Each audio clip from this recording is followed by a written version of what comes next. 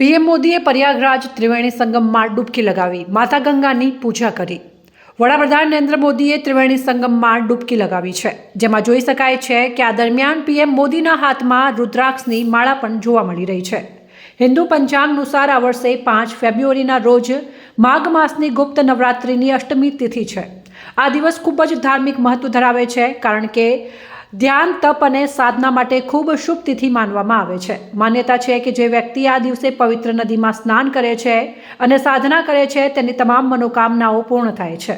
આ દરમિયાન ભગવા વસ્ત્રો પહેરી નરેન્દ્ર મોદીએ બુધવારના રોજ ત્રિવેણી સંગમમાં ડૂબકી લગાવી હતી। આ પછી તેમણે માતા ગંગાની પૂજા કરી। ત્રિવેણી સંગમ ખાતે વડાપ્રધાને રુદ્રાક્ષની માળા પહેરી હતી અને મંત્રોચ્ચાર કરતી વખતે પ્રદક્ષિણા કરી હતી। તેમની આ યાત્રા દરમિયાન સીએમ યોગી આદિત્યનાથ પણ તેમની સાથે હતા। બોટના માધ્યમથી પીએમ મોદી વીઆઈપી લોકો માટે બનેલા અરેલ ઘાટ પર પહોંચ્યા હતા। આ દરમિયાન પીએમ ભક્તિમાં મગ્ન જોવા મળ્યા હતા। પીએમ મોદી આજે સ્નાન માટે આવ્યા હોવાથી મહાકુંભમાં સુરક્ષા વ્યવસ્થા ખૂબ જ ચુસ્ત હતી।